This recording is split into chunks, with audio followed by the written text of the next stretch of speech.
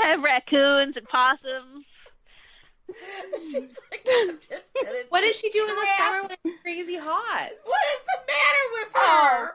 She just no, but in the summer when it's hot is when she doesn't want it inside the most because she likes to murder. Yeah. What do you mean? She never wants inside. Like I can't get her to come inside right in this weather. She just wants to be outside and murder. You would think that they would. We have a cat door that goes to the outside, and we have one that goes from our house into the garage. And one of my cats, she will sleep in that garage all day in July in Florida. It is 1,000 degrees in there, and I go out there and find her sleeping, and I don't understand it. She loves it. It's the weirdest thing. No, my cat Junior's wouldn't the same go way. outside. He's my murdery cat, and he's your cat won't go outside? Not when it's winter here. Oh no. She's horrible all winter. She's nasty and miserable because she's trapped in the house. I open the door. She looks out there and it's like, are you nuts? And turns around.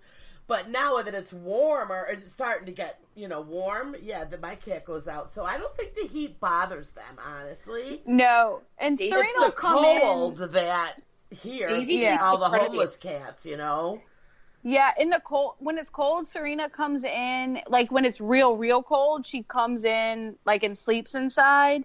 And then we camp out in the living room, so we all like sleep as a family. Because she cannot be trusted. And then when it's... What are you going to do? Have a party? Wait, what can you do? So wait, how do you watch a cat while you're sleeping in the living room? Like, do you hold her down? What's going on here? I bear hold her all night long. This is so bizarre. I'm like, oh my God, snuggle me. We never get to snuggle. And then, but she also has a heating pad in her cat teepee. So, which I think is her ideal sleeping place is on her heating pad. Yeah. Yeah, I mean, you don't live where the weather can be horrible. Like, Jen, your cat doesn't go out, right? Goes what? Your cat doesn't go outside. Not at all. Not even when it's nice out. No, really? So you don't let it out at all? No. And in the summer, she sleeps in front of the air conditioner. Like, that's why I don't understand these cats that want to be all hot. Daisy's just like, nope. With a blanket in the winter and the air conditioner in the summer. No, see, mine, they like to find that one little spot of sun, too, and try to sit in it. But, yeah, so that's what we've learned. All right, well, listen, you guys, we have filled this half, and me and Jen's stories will have to be saved for the next one. Oh, too much dead cat talk. Sorry. No, I did have one more dead cat story. Go ahead, hurry up. Okay, this is a quick one. All right. So I had a cat named Two Socks growing up, and Two Socks moved with us to Baker to Baton Rouge. She was just, I don't know, a sweet little cat. And then all of a sudden, Two Socks just vanished. And my mom always told me, Two Socks just rehomed herself because she found a nice little old lady in this neighborhood who's let her stay inside all the time and fed her cookies. Then I went to my neighbor's a judge, and I went to his chambers one day to drop some paperwork off for work. And he was like, remember that time your cat died and I found it? And I was like, no, I don't remember that time. Can you please tell me which cat this was? And he was like, Two Socks.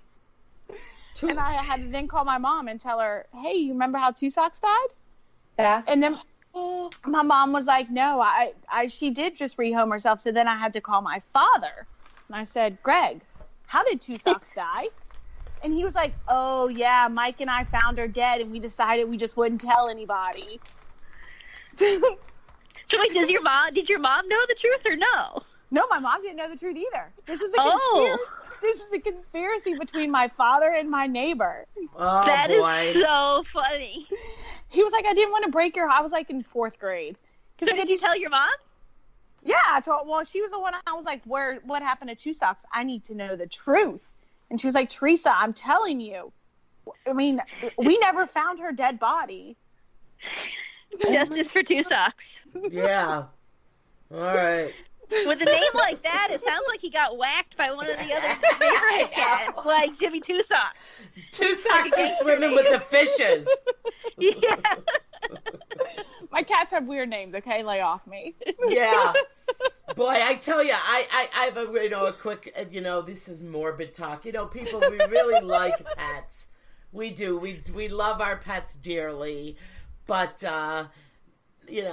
Danielle's had a cat that was very sick, and her father didn't want everybody to be upset, so he tried to give it like an overdose of sleeping pills. Oh, I know someone who tried that. And apparently the cat, when it woke up from like this long nap, and he said it was in the best shape of its life. It totally got out of the bed and started to walk around when it like couldn't even stand up the night before. So we had this really sickly little kitten when we were little, and my parents, they were like broke, had no money, and a friend of my mom's worked for the SPCA, and she's like, I'll take the cat and have the cat put to sleep. We'll just say I found it on the road or whatever. So my mom's like, okay. So they were going to miss each other by like 20 minutes in the morning. My mom's like, I'll put it in a box in the garage, but it's really, really cold out, so you got to grab this cat right away. Like, it's too cold for this little kitten to be in the garage all day. Fine, no problem. I'll pick up the cat. I'll have it put to sleep. My mom gets home from work that day. Cat's still in the box in a garage. Totally fine. That cat lived to be 18. what? But it was wow. My mom hates cats. She doesn't think they should live in the house. And so we moved to another house, and she's like, I'll get rid of the cat. I'll make it an outdoor cat. She was tiny. She was like kitten size. She was probably 7 or 8 at the time. We moved to this other house with this huge ravine behind us, and she's like dragging home like chipmunks and squirrels and these massive frogs. Ew. No problem. And then one day we had a pool, and all the decks in the neighborhood were quite high. So my dad's out in the backyard, and the cat's wandering around, like checking out the pool and stuff. Does he not pick her up and put her in one of the floaty boats and send it across the pool? Then he hears the neighbors, this little couple from like 2 doors down. Mike, we saw what you did. You guys are evil. And to go rescue the cat. The cat's name was Kenny, though, and when they went to put her to sleep, my brother went, and my God, he wore a Kill Kenny t-shirt from South Park. No. I wouldn't go. I was 18. Like, I'd had that cat since I was a baby. I wouldn't go. I sat upstairs in my room and cried, and he comes home in this freaking t-shirt. I was so mad. Oh, man. All right, you guys. Well, I think we've covered it. All right. Enough morbid stories. I think we've covered it for this podcast. We'll be back probably next week. If we're not dead. Yeah, okay. Bye-bye. Adios. Bye.